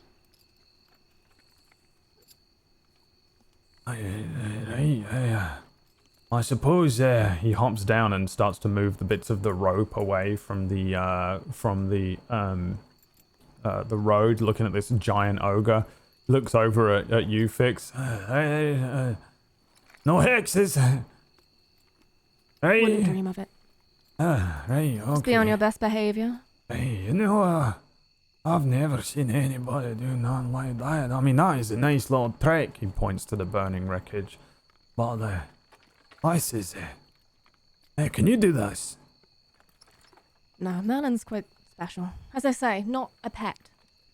Hey, shite, no, that's a weapon of mass destruction. That's what that is Yeah, there. you should smell his farts. Yeah, aren't I fucked up with him then? He's got a big swing. Right, okay, well, back on your horses then. No damage to the cart, no? Oh, they messed up this wheel pretty bad. Oh, shite. You want to fix it now? Yeah. Alright, Do well, that. No, I was about to say we probably made a lot of noise and we should get moving, but you know what? Doesn't matter if a fucking dragon shows up, does it? Nope. He's got a dragon, we got a fucking will, and a fucking whatever the fuck's going on here, right? Okay, let's have a look then. That's, what's wrong with it? That's fine, that wheel, that's fine, that's sturdy. Nope. They hit it hard, and I could tell that it's not safe. Not safe? Mm-hmm. Alright, what do you want to do? Just gonna realign it. You want to realign it? They unaligned it, so I gotta realign it. Alright, okay. You, Superman, come pick here this up. We'll realign this wheel and get going. He can pick up a whole wagon by himself, you know, that's crazy. Mm-hmm. I'll hop down and give him a hand without really saying anything. Tuck away the armor and then go give him a hand with it. If there's a way to lift it up using leverage or with the horses or whatever, I'll do that. But if not, I'll just try and lift it again. Yeah, just give me an athletics check. Okay, let's see. Can I do it twice or do we fail miserably? Boom. I'm just gonna one arm it. Another natural 20. Lift the thing up. With a pinky. Payback. This is payback for all my nat ones and misses. This is Will's episode. Yeah, with a pinky. I'll just lift it up. Fire, give me a dexterity check. Oh, please God. Please God. You do it. Hey. You realign the wheel. Brings the wagon back down, and Guinness goes around, checks some of the carts, produce and things and stuff, and checks it's all tied down. And each of you jumps back up on the wagons, and you begin to once again head on out. Let me just roll my dice, which I've lost. Great. Okay, I will roll it here. A 6. As you guys head out, maybe about half an hour, 45 minutes later, the sun begins to wane and the darkness falls once again. The road ahead becomes a little more difficult for you to navigate. Fire, give me a perception check. And an animal handling check. Yeah. It's hard to see the road here, and by road we're really not talking a cobblestone road or anything. It's mostly a dirt path. There are points where it just becomes flattened grass, and you're just kind of navigating via the cart ahead of you. The cart ahead of you with Fix on it, Guinness says, "So what's the biggest thing he's killed then? That? Or is that, what's that, child's play for him? What else has he killed?" And so you ask? You. Well, I've heard rumors. Right. Yeah. I saw him kill a griffin once, mid-air. Oh, shite. Yeah. Flew off with him on its back, and he just slashed its throat and rode it down to the ground. Well, like glided down. Yeah, it was pretty cool. Right. So, like, it looks human, though. But, what is he? He's human. No, he's not. Well, what do you think he is? I don't know. Like a monster. Aren't monsters supposed to be scary? Does he scare you? Aye. Fucking scares me, are you kidding? I mean, I'm glad that I'm paying him. Yeah, I definitely wouldn't want to get on his bad side. Yeah. Hey, you know what? I don't get to do this much. He lifts up a lantern on a stick and fixes it into the back of the seat area and then lights it, and it gives a little glow around the wagon. He says, "Not that effective, I just like it. Makes me feel cozy." Atmospheric. Hey. So what's that then? He points at Vita. That is a bird. Nope. What is it? It's a special bird. You not Oh. seen them before? A special bird? Doesn't it have a name? It's called Vita. Right. And that's its name or what it is? That's its name. I told you it's a bird. Right. What's the biggest thing you've killed? I try not to think about it. Hey, I don't really enjoy killing. hey, you lot want to go to Kira after this? I'm going to Jairus and then I'm going down to Kira, and if you're free to come with if you want. What's in Kira? More gold for you, and an absolute guarantee that I'm going to make it past the Marin tribe this time. We have business in Jairus, but if you're still around when we're done, we can consider it. I got a permanent spot opening up for him. He won't be cheap.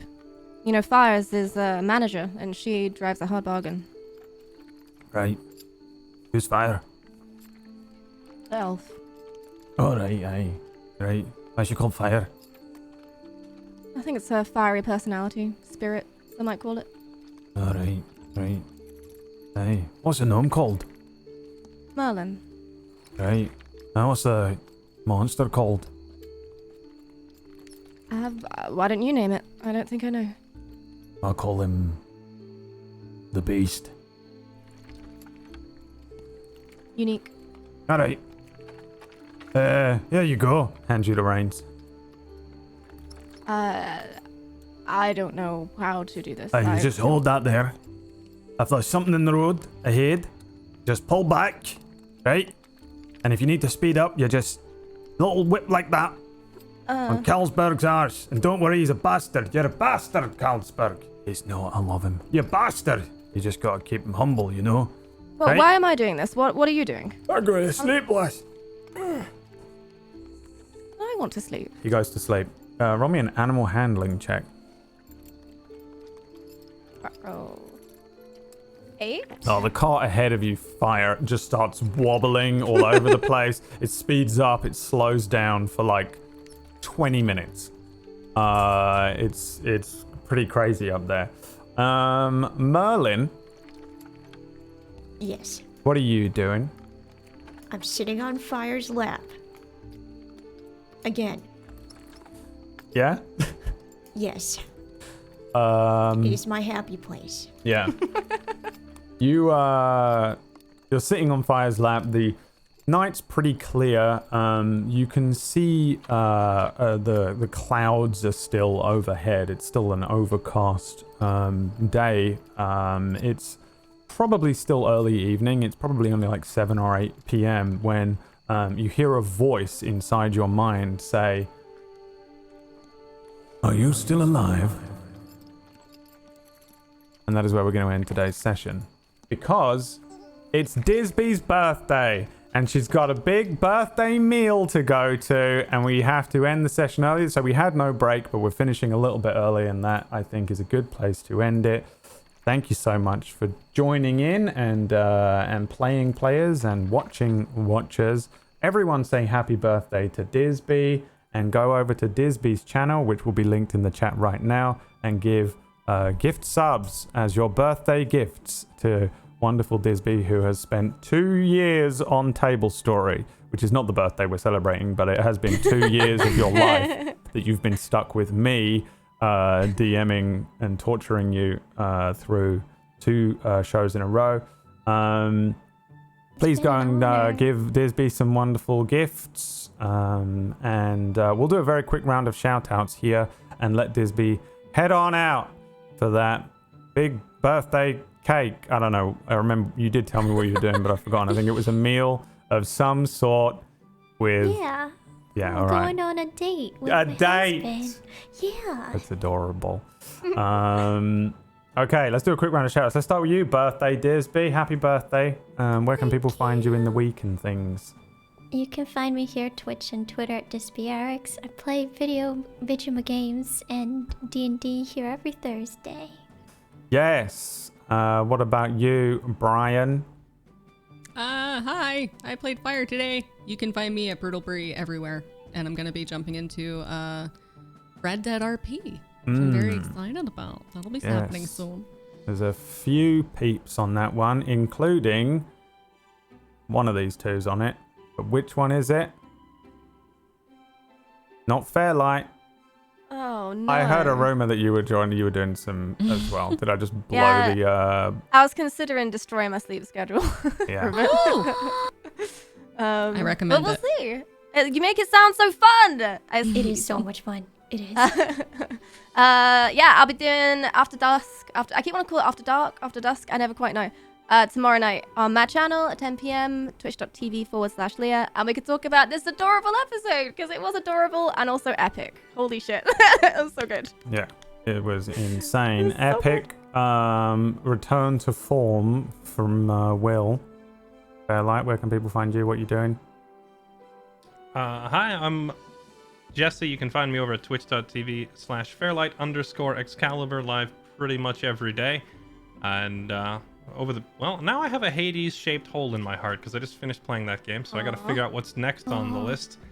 And yeah, it was nice to roll something other than that once today. That was fun. It was You had your insane. moment. I feel like when stuff like that happens, you have to, as a DM, acknowledge the idea that maybe you scare even orcs away. You know, like if that like someone went running into a fog of darkness and then just baseball bats out an ogre at almost full health. Like even the Orok needs to be like, oops, who is that? You know, like who have we picked on? We've messed up. It's also interesting because you guys are getting stronger, you know, and like the world, maybe you're scaling above the world here. That mist is boosting you a little bit, perhaps. A part of me wonders what it would have looked like if I had built Will for damage instead. God. It could have been even worse, but that was a lot of fun. Yeah, I don't want to know about it. Yes, you've kind of headed into the second arc a little bit here, which was indicated by the beginning of the stream. You'll see the Mistlight logo now has the tower behind it, but this little expedition is a nice, you know, little mini arc as you travel along the road with your new pal Guinness, and we will return to the road with the party next week. And thank you so much for watching, everyone. Those of you that are waiting. Check out Brad. Oh, I don't stream. I actually started Ghost of Tsushima today, so it was fun to watch the swordsman obliterate someone in D&D as well. It's been fun to play. But those of you that are waiting for the books, the Ravenloft books, I will be sending them out, I think, tomorrow. So keep an eye out for them. We're going to send them tracking-wise. I think we have everyone's name, but if you haven't contacted someone from our mod team with your address of where to send them, please do so ASAP, and we'll send you out those books, winners. That's it. Happy birthday, Disby. We'll be back next week with another session. Thanks again for tuning in. Check out all of the shows, including our new show, Spellwind. We also have Root, which is starting on Saturday, which has got Leah in it and is going to be... I was going to say, like, in theory, tone-wise, it should be different, but then Whack really scared me last night by saying that something... it might be traumatizing too, so who knows? We'll all find out together on Saturday here on Table Story. Thanks again for watching, everyone. Peace out. Bye. Bye.